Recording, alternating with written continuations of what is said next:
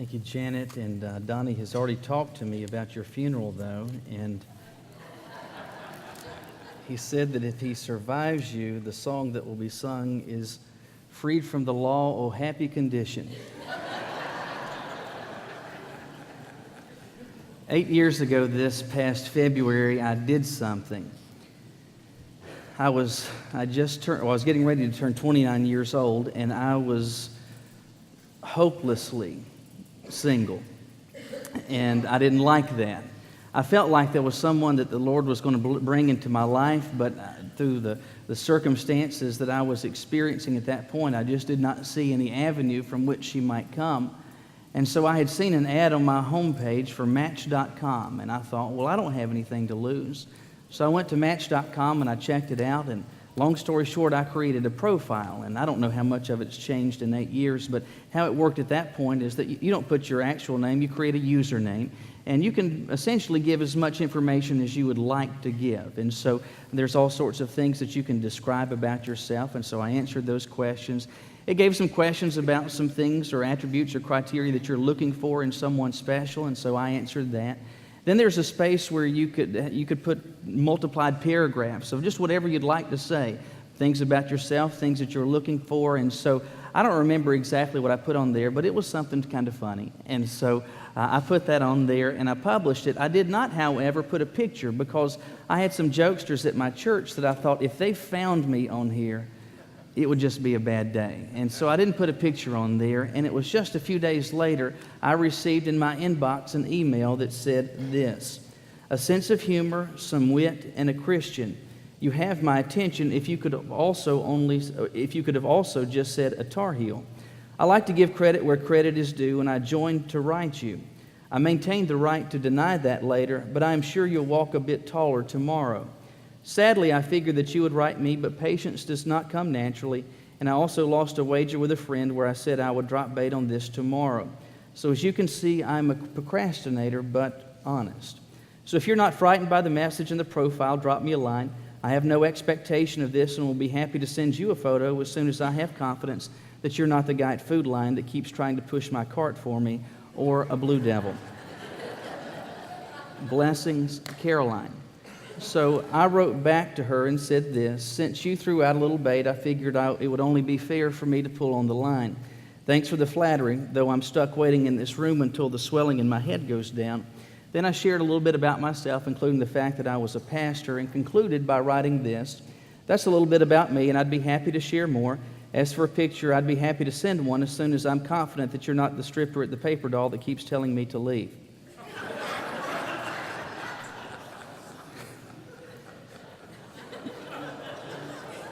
Shakespeare has nothing on us. That email was sent on February the 7th, 2004. And I guess the rest is history. This coming October, we'll celebrate 8 years of marriage. And it's amazing as I think back on what it is that I experience now. I went from being single to being married. Single to being a husband. Now not simply a husband, but a father. Not of one, not two, not three, but of 4 children. We even have a minivan now. So much in my life has changed, and every once in a while I will stop and think, it's amazing. All of that happened because of one single email. It's amazing how much can change by one small thing. You know, that's true in so many aspects of our lives on the physical level, but it's also true on the spiritual level. It is amazing as a follower of God how much can change in your life by one singular act of obedience. By simply doing what God says, it can change not simply the rest of your life, it can change your entire eternity. Today we're going to look at an example from the life of a man named Abraham and see how not only an act of obedience changed his life, but also changed the course of human history. So what then might an act of obedience lead you to experience? Look with me in your Bibles this morning to Genesis chapter 12. Genesis chapter 12. If you have difficulty finding that, give your Bible away. Genesis chapter 12, starting with verse 1.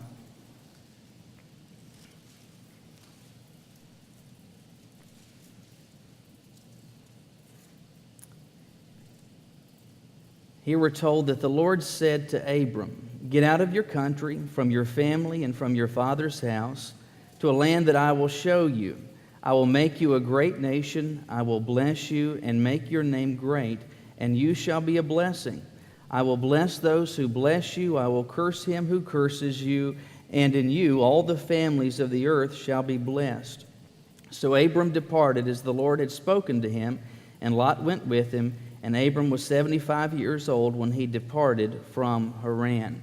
In just these 4 verses, we see what a singular act of obedience between a child of God and their heavenly Father, what it can lead you to experience. And first of all, what we see from Abram's experience is this: an act of obeying God can lead you to experience clear guidance. Obeying God will lead you to experience clear guidance. Now, just a few verses prior to where this text begins, in verse 27, we're introduced to the main character of our text, a man named Abram. Now, if you're familiar with the story of Abram, you're aware that later God changes his name to Abraham. And just for clarity's sake, for the rest of this message, we'll just be calling him Abraham. That's what we really know him by. But in verse 27 of chapter 11, we're introduced for the very first time to Abraham. And we're told a couple of things about him. First of all, something of his lineage, but then we're also told that he's from the town or from the city of Haran. Haran is in modern day northwestern Iraq, and that's where Abraham had spent all of his life. That's where he has grown up. Everything that he has known has been experienced in that place. By the time we get, though, to chapter 12, God is giving to him a command, and the command is simple. Get out of your country, from your family, and from your father's house to a land I will show you. He describes how Abraham is going to lead what is going to become a great nation. He describes how he's going to bring these phenomenal, amazing blessings into his life. And God makes clear that all of these promises that he's just delineated, they are available, they are offered to Abraham, but he's got to do something. What is that something? He's got to obey what God has said. God has said, I want you to get up from where you are and go to a place that I will show you. This is what you see in verse 1. It's not a suggestion. It's not a hint. It's not merely a polite request. God said, get up and go. It was the command of God, and what do we see that Abraham did? In verse 4, Abraham departed as the Lord had spoken to him. Now, when God told Abraham to leave Haran, this was a big deal for him. Again, everything that he had experienced thus far in his life had occurred in that area. Everyone that he knew, whether it was family or friend or neighbor, all of those people were there. And so God is asking him, beyond that he's telling him to leave all of this behind, to leave all of this in the rearview mirror. Outside of your immediate family, I want you to leave behind the rest of your extended family. I want you to leave behind all of your friends, people that you've done business with, people that you have known and invested your life in. Again, keep in mind, Abraham is 75 years old at this point. He's been on Social Security for a while. It's time to settle down, and God's telling him now, get up and move. Leave all of this, leave all that's familiar, leave all that's comfortable, and go to a place I will show you. And as Abraham begins to pack up his items and his house, and he's getting his immediate family together, you've got to think, though the text doesn't tell us, that people there in Haran, some within his extended family, were saying, well, Abraham, you're moving, but where exactly are you going? What could Abraham say? All he could say is, I don't really know. The only thing that I know is that God said that he was going to show me. I don't know where I'm going, but I believe that God is going to lead me. As difficult as all of this might have been for Abraham, what we see in short form from him was a simple act of obedience. God said go, and Abraham went. And when God told him to go, he did not give him the route. He did not give to him a map. In fact, God did not even give to him the destination. It was not like, for example, God came to Abraham and said, okay, Abraham, I want you to leave Greensboro and go south to Atlanta. Take 85 south to get there. He didn't give him the route. He didn't give him the destination. He did not tell him how long it was going to take to get there. All God said was, "Go and I will follow you."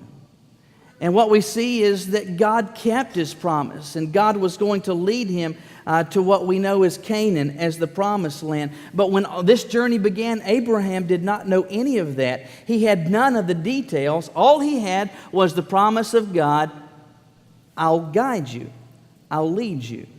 And ultimately, the command to go was ultimately a command to follow, because Abraham had none of the details. All he had were these questions, this uncertainty, but he had the certainty in his heart that God was going to lead him.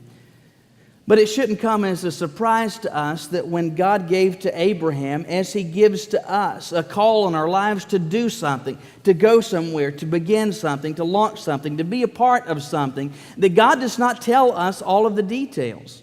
He did not in Abraham's life, and whether you like it or not, the truth is He's not going to in your life as well.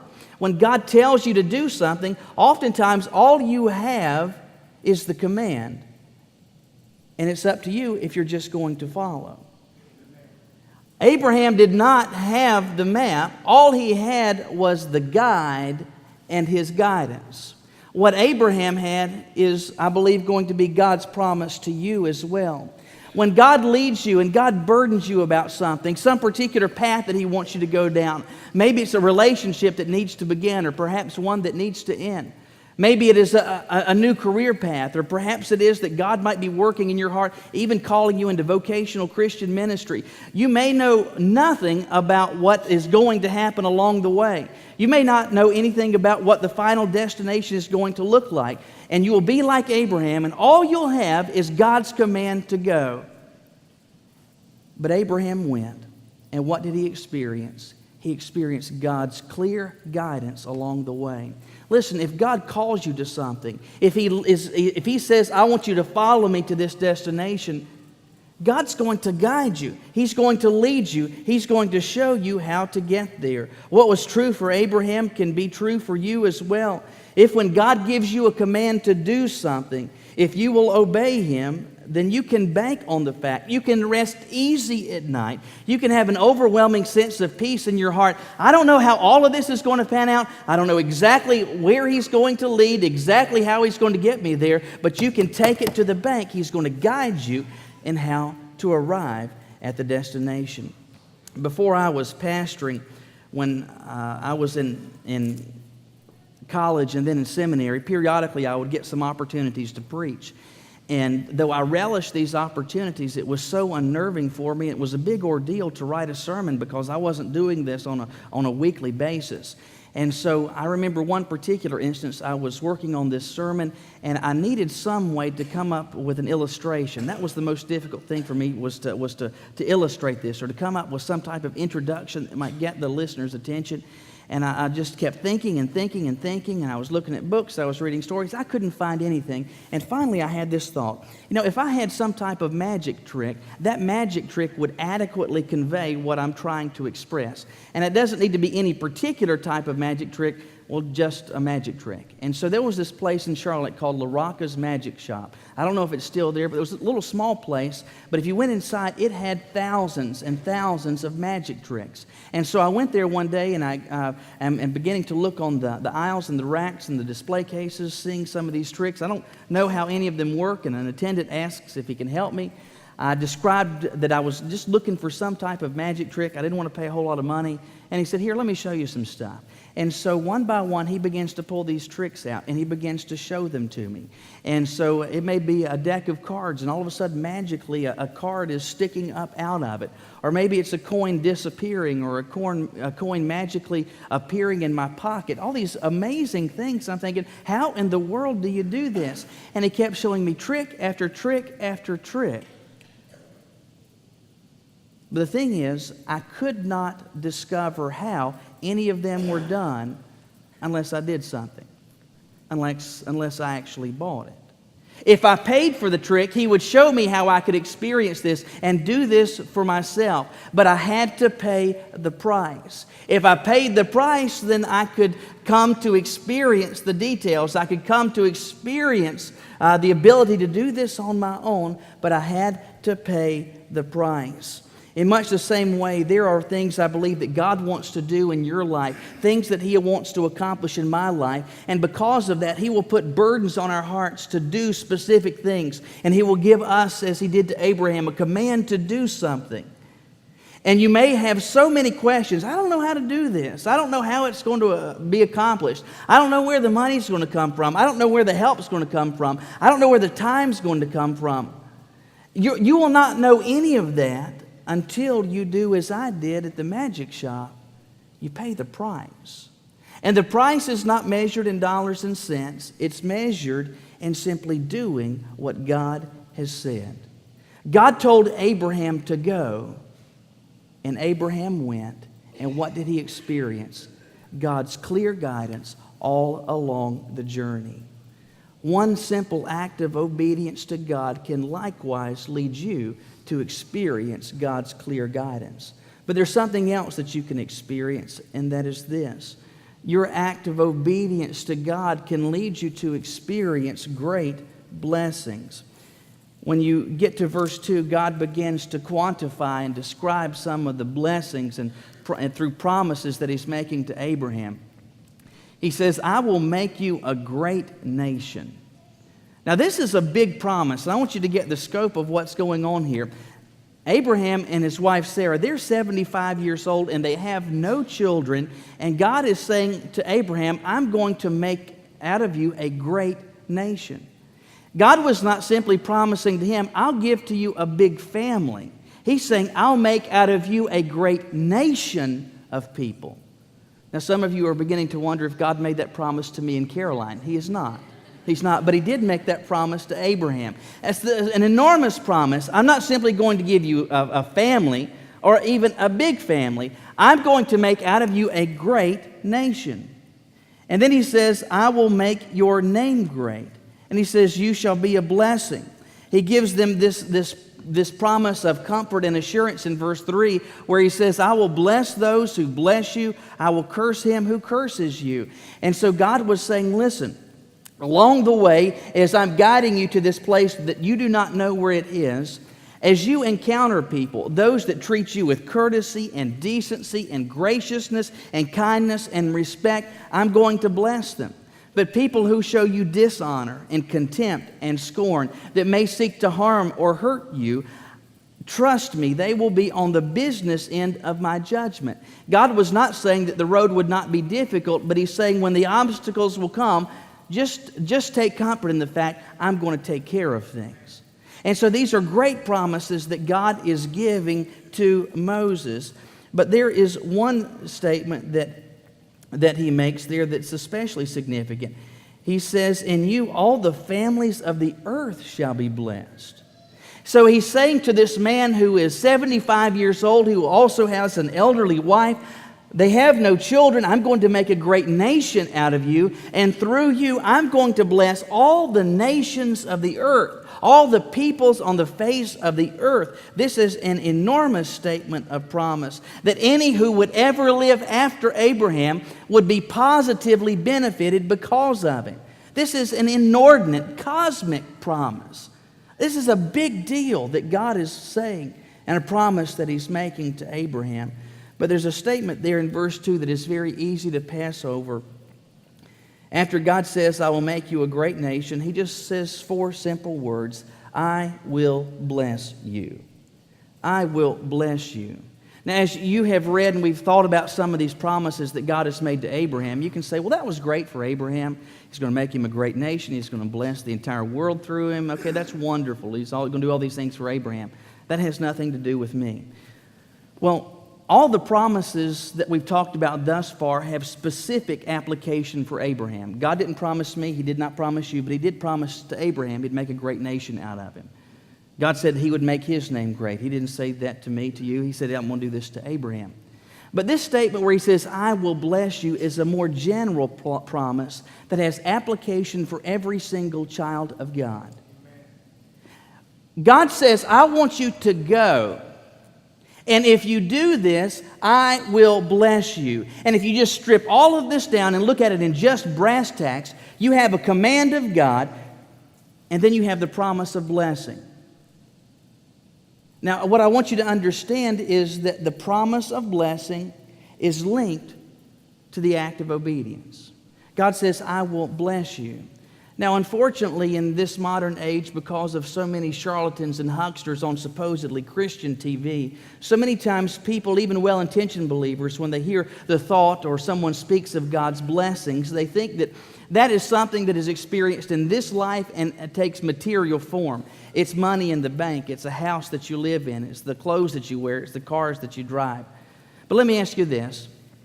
When God blesses, do all of those blessings have to be experienced in this life? No. I mean, some of the greatest blessings that you or I or anyone will ever see will never be experienced in this life, but are waiting for us in heaven. So the promise and the blessing, the promise of blessings by God, they may be experienced in this life, but many of them will be experienced when this life is over. But are there not regular occasions where God does actively bring blessings in this life, in this world, that sometimes take material form? It may be sometimes that God provides a job opportunity, and because of that, there's more money and you're able to live more comfortably. Maybe able to have a house that adequately meets the needs of your family, or perhaps it is that you're able to save more for retirement. Maybe it is that it takes the physical form of being demonstrated in your body, that God grants to you as a blessing a longer life and extended health. Can these be blessings of God? Absolutely they can. But are they limited to that? Absolutely not. The experience of peace within a family, the praise by others for hard work, happiness that we feel, freedom from anxiety and worry, confidence in the place of fear, contentment in the face of lack. All of these things can be and regularly are blessings that come from God. God blessed Abraham physically. He blessed him materially, emotionally, relationally, in this world and in heaven. God's blessings are not monotone. They are multifaceted. But this is what I want you to get. God's blessings are potentially limitless in their expression. They can be physical or immaterial. They can be in this world or the next. They are limitless in their possible expression. But understand this, they are always limited in their experience. Now, let me say that again. God's blessings are limitless in their expression, but they are always limited by their experience. Now, why do I say that? I say that because God has inextricably linked His blessings with our obedience. These blessings that Abraham experienced, whether specific or in general, why did they come about? They came about because God said go and Abraham went.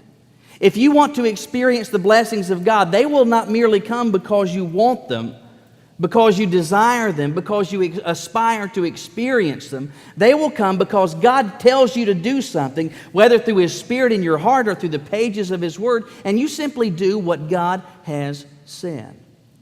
Caroline has a friend who came to spend some time with us yesterday and spent the night with us last night. Her name is Emily, and with her as our guest, we wanted to take her to somewhere really nice, the best restaurant in Greensboro. And so last night we took her to Country Barbecue, and so all of us were going together, but the problem is we couldn't get everybody in our minivan. And so Caroline was going to drive with Emily in my car, and I was going to drive the paddy wagon with the children in it. And so when we get into the van, I'm trying to get the boys situated, and Andrew, our 4-year-old, discovers this pack of gum that's in there, and he's wanting a piece of gum. I look inside, and there's 3 pieces, one for he, one for Nathan, one for Philip. And so they were wanting this gum, and I said, okay, guys, I'm going to give you this gum, but here's the deal. It has to stay in your mouth.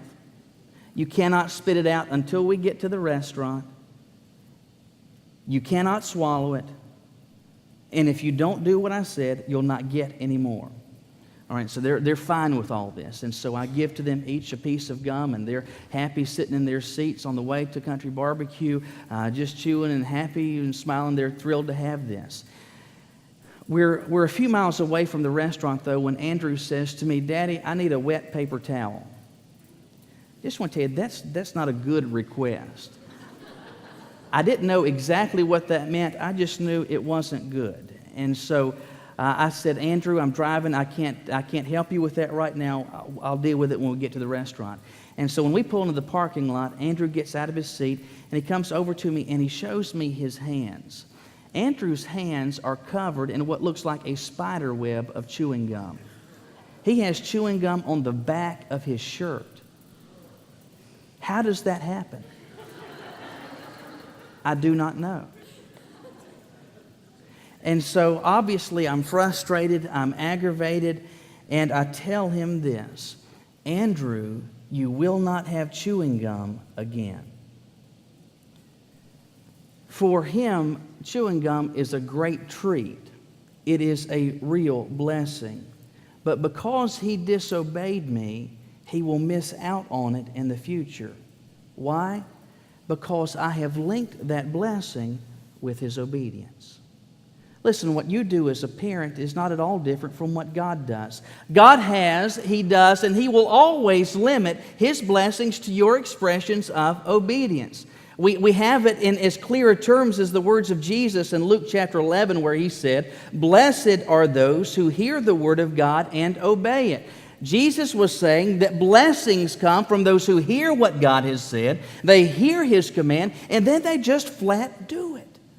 God gave to Abraham a command. He said, "Go. And if you go, I will bless you." And Abraham went, and what happened? He experienced these great blessings. Listen, there are, I believe, great things that God wants to bring in your life. Blessings that He has ready to place into your life. Blessings that you may forever miss out on unless you'll just do one simple thing. Obey the command of God in your life. God's blessing or obedience to God will lead us to experience clear guidance, great blessings, but there's a final reality, and that's this. Obeying God will lead us to experience a great legacy. Obeying God will lead us to experience a great legacy. To this point, God has pointed out in at least some small way the measure of blessing that was going to come to Abraham through his posterity. And by God saying to him, "I will make you a great nation," it meant that there were going to be many, countless descendants that were going to cite their lineage through Abraham. Now, obviously, the children that you or I have, they are all part of our legacy. But what God says to him is more than just the posterity of genealogy. He says, "I will make you a great nation. I will bless you." But then he says in verse 3, "I will make your name great."